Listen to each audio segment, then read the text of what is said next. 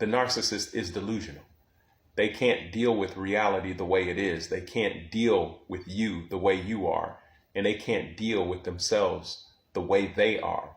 And that's why they created the fantasy world. Something happened in their childhood, something horrific, something awful for most of them, where they didn't have control. They didn't have power. They felt weak. They felt shame, deep shame. And because of all those things that were going on, they had to create this fantasy world. And in that fantasy world, they maintain absolute power and control. They yield to no one. The fantasy world is above you. It's above their children. It's above family. It's above God. The fantasy world dictates everything that they do. They maintain it at all costs.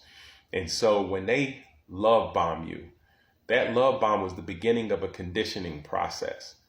They were conditioning you to be able to control you. It's all about power and control.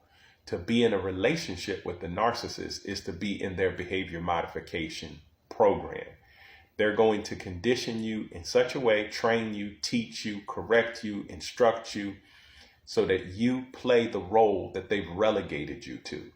They've relegated you to a role to serve them and to make them the center of your universe. And when you step out of that role, then there are punishments, there's consequences, there's repercussions. And what they do to you to get you back in line, they stonewall you, they triangulate, they alienate, they use Darvo, they gaslight, they do all of these things. They dog whistle. And some of them even told you, I've been trying to teach you. Some of them said to you, I've been trying to train you. And that's true, because the whole relationship, you didn't know this, but you went into a silent contract that you didn't really know about, where you were supposed to play whatever role that they relegated you to. And they were the director. You were to take your cues from the narcissist. They were pretty much leading the way to this improv.